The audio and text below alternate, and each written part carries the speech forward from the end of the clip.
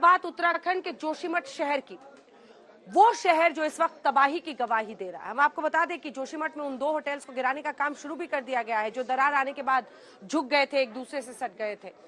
पहले 7 मंजिला होटल मलारी इन को गिराया जा रहा है, उसके बाद 5 मंजिला माउंट व्यू की बारी आएगी।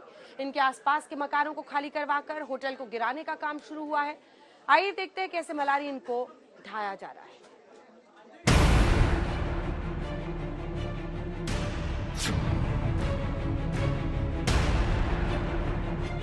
वापस जाओ, एनटीपीसी वापस जाओ।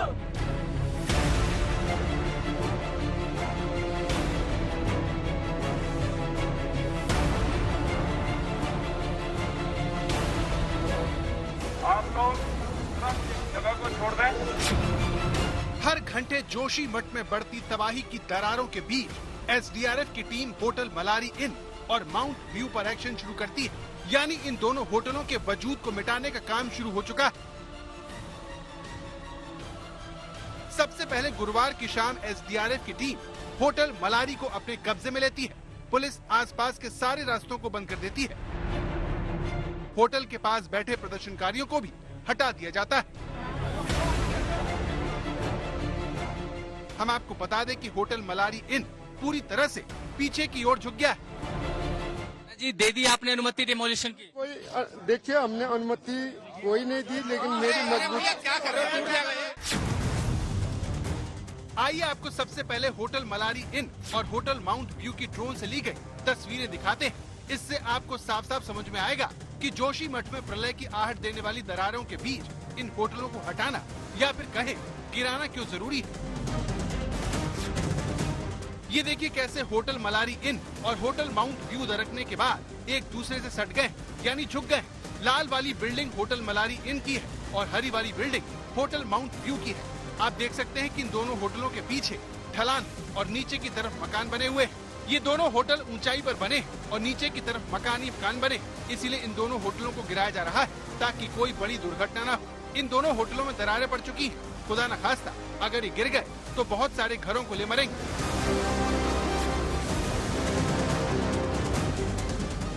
ग्राउंड जीरो पर पहुंची टीमें मुआयना करने के बाद पहले होटल मलारी इन को तोड़ने का फैसला करती हैं, क्योंकि ये होटल झुका हुआ भी है, ऊंचा भी और इसमें दरारें भी ज्यादा आ चुकी हैं।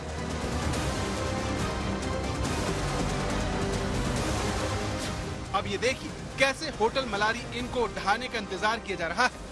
सबसे पहले होटल के आसपास बैरिकेडिंग की जाती है, फिर आसपास टायर डाले जाते हैं ताकि ऊपर से मलबा गिरे तो कोई कंपन न हो, क्योंकि जोशीमठ में सबसे ज्यादा जरूरी कंपन को रोकना है।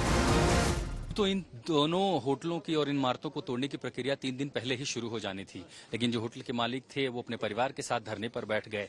बात अटकी मुआवजे पर कि आप होटल तोड़ देंगे, हम जाएंगे कहाँ, मुआवजा कहाँ मिलेगा। लेकिन उसके बाद प्रशासन से बातचीत हुई, बातचीत में लोगों को समझाया गया और उसके साथ ही मलारी इनमें लगभग आज ही सुबह ऐसी दरारें पड़ने लगी, दीवार अलग से ऐसी होने लगी। ये समझ में आया कि अब यहाँ रहना खतरे से खाली नहीं है और उसी के बाद जाकर के प्रशासन ने कोई ये कार्रवाई करनी पड़ी, लोगों को वहां से हटाना पड़ा, वहां के मालिक छोड़ करके गए। जोशीमठ में एक सबसे बड़ा सवाल यह उठता है कि जहां 2 मंजिला से ऊपर अधिक निर्माण की अनुमति नहीं है, वहां 6-7 मंजिला होटल कैसे बन जाते हैं। नियमों की कमी और साथ ही प्रशासन की अनदेखी ये एक सबसे बड़ी वजह रही है, जिसके चलते आप पूरे पहाड़ में देखेंगे अगर जोशीमठ में कि एक के बाद एक कई सारी इमारतें बनी हैं, होटल बने हैं, घर बने हैं। और आज जो तस्वीर है आप देखिए कि कैसे एक इमारत आसपास के पूरे इलाके के लिए खतरा बन गई। वैसे तो 730 इमारतों को मार्क किया गया कि खतरे की जद में है, लेकिन सबसे पहले उन्हें तोड़ने की जरूरत पड़ी है वो 2 होटल जहां पर इस एसडीआरएफ और एनडीआरएफ की कार्रवाई चल रही है। होटल मलारी इन 7 मंजिला, 5 मंजिला जमीन से ऊपर, 2 मंजिला जमीन के नीचे।